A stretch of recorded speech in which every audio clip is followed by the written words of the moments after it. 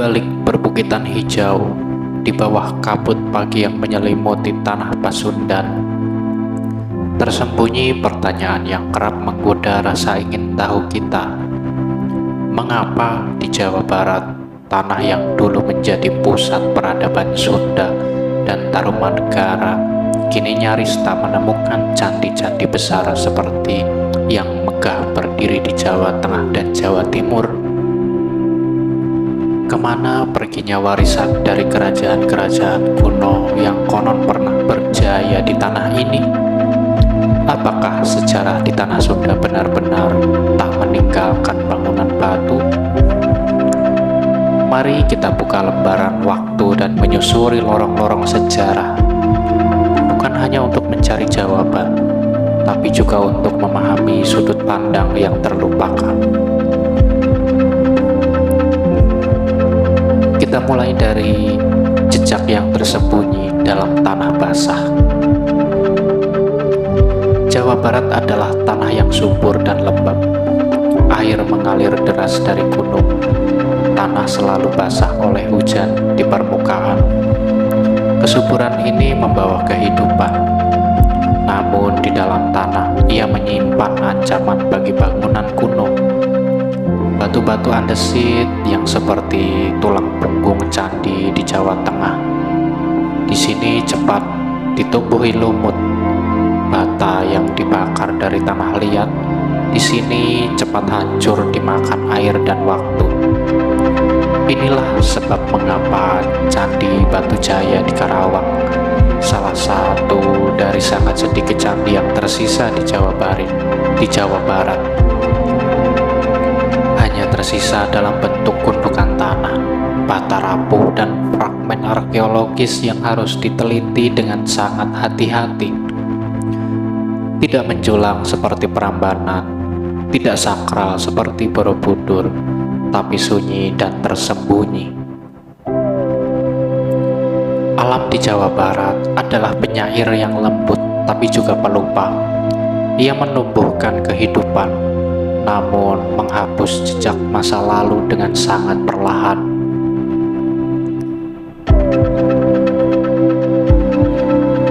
Tradisi kayu bukan batu. Namun bukan hanya alam yang menjadi penyebab hilangnya jejak peradaban. Budaya Sunda kuno dengan seluruh falsafahnya yang meresap dalam kehidupan masyarakat tidak menitik beratkan kekuasaan pada kemegahan bangunan batu. Orang Sunda dahulu membangun rumah, balai, dan tempat pemujaan dari kayu, bambu, dan bahan-bahan alam lainnya.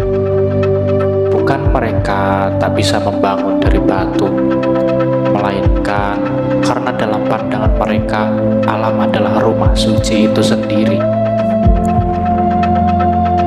Di banyak tempat di Tatar Sunda, tempat keramat tidak selalu berbentuk bangunan megah, tapi justru hadir dalam bentuk leuweung larangan, atau yang berarti hutan larangan, curug keramat, gunung yang dikeramatkan, atau bahkan batu besar yang dianggap suci. Spiritualitas dalam budaya Sunda bersifat alami dan tidak monumental. Tidak perlu candi untuk memuliakan yang suci.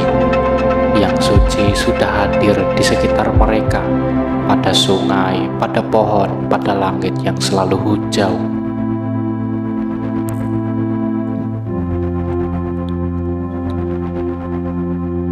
Politik dan kekuasaan yang tak memerlukan monumen. Berbeda dengan kerajaan-kerajaan di Jawa Tengah dan Jawa Timur seperti Mataram atau Medang, Singasari, Kediri, hingga Majapahit, yang sering membangun candi-candi sebagai simbol keagungan raja dan propaganda kekuasaan.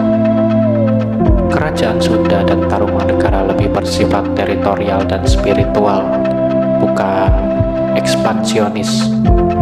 Mereka memelihara wilayah, bukan menaklukkannya. Mereka menyatu dengan rakyat, bukan membangun monumen untuk dikenang sebagai dewa. raja di tanah Sunda lebih dihormati karena kebijaksanaan dan kedekatannya dengan alam, bukan karena ia membangun candi setinggi langit. Maka tak heran jika tak ada candi Tarumanegara yang menjulang di tengah kota, atau kompleks pemujaan raksasa ala Majapahit di tanah Sunda. Yang ada hanyalah jejak tersembunyi, mungkin dalam naskah kuno, dalam nama tempat, atau dalam cerita rakyat yang masih hidup.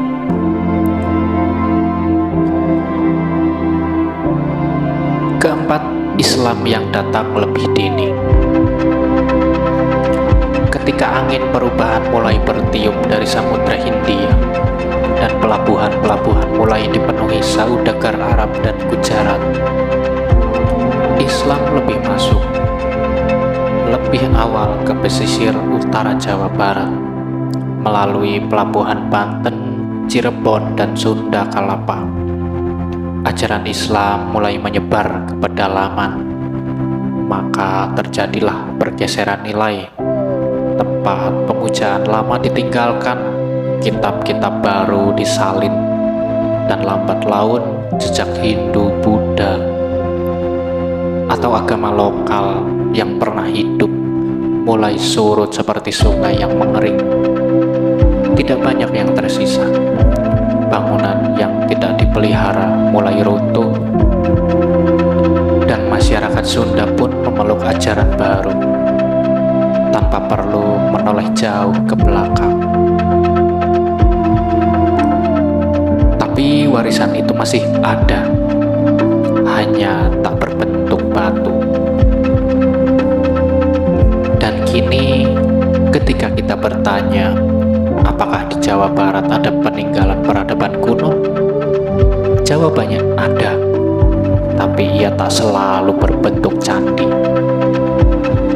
Warisan masa lalu itu hidup dalam prasasti Ciarudin dengan tapak kaki Raja Purnawarman yang disandingkan dengan Dewa Wisnu. Ia hidup dalam prasasti Kebon Kopi, dalam batu-batu bertulis aksara Pallawa dan bahasa Sanskerta yang kini disimpan di museum.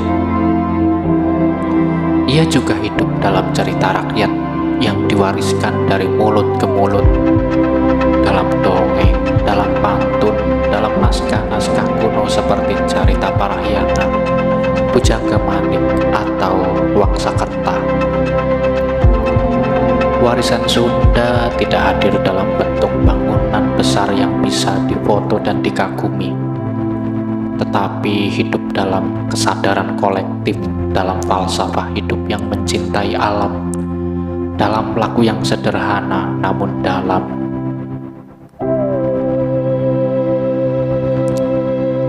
Sejarah yang lembut namun tak pernah hilang. Dan kini setelah ratusan tahun berlalu, atau bahkan ribuan tahun berlalu, kita tak perlu kecewa karena tak menemukan candi raksasa di tengah ini. Karena sejarah Sunda bukan ditulis dalam batu, melainkan dalam jiwa tanah ini sendiri. Ia hidup dalam leuweung atau hutan, dalam kawah gunung, dalam nama-nama kampung, dan dalam kearifan yang masih diwariskan orang tua kita. Dan mungkin yang kita sebut hilang itu hanya menunggu untuk kita pahami dengan cara yang lebih dalam. Terima kasih.